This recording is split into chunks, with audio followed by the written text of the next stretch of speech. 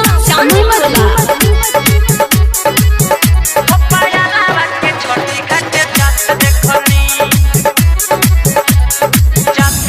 आटा ओटा सान के ठेकुआ हो छान के ठेकुआ हो छान के ठेकुआ हो छान के अब भौजी तो यार बाड़ी घुंघटा हो तान के घुंघटा हो तान के घुंघटा हो तान के गौरा उठावा तुमका माथ देखनी हो फलाना बोके छठी घाटे जात देखनी हो पायाला के छठी घाटे जात देखनी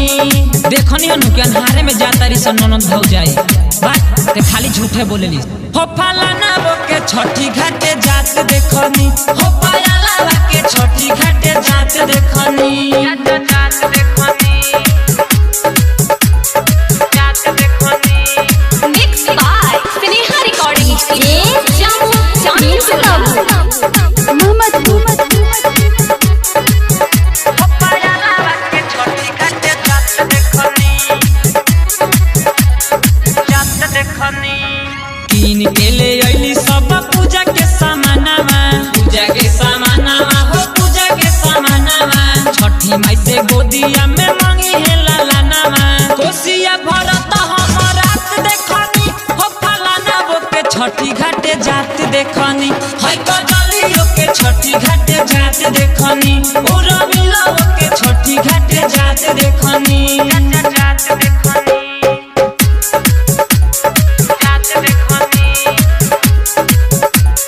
mix by Sneha recording studio Jammu चांदी मरला मोहम्मद हो पायाला के छठी घाटे जात देखनी जात देखनी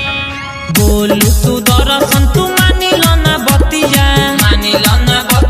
हो मानिलो ना बतिया भूखल बाड़ी नौको भौजी छठा के बरतिया बोला मुरी देश के हम साथ देखनी हो फलाना बोके छठी घाटे जात देखनी हाय नीलू के छठी घाटे जात देखनी अरे नेहा के छठी घाटे जात देखनी आटा ओटा सान के ठेकुआ हो छान के ठेकुआ हो छान के ठेकुआ हो छान के अब भौजी तो यार बाड़ी घुंघटा हो तान के घुंघटा हो तान के घुंघटा हो तान के गौरा उठावा तुमका माथ देखनी हो फलाना बोके छठी घाटे जात देखनी हो पायाला के छठी घाटे जात देखनी स्नेहा रिकॉर्डिंग स्टूडियो जम्मू चांदी टोला।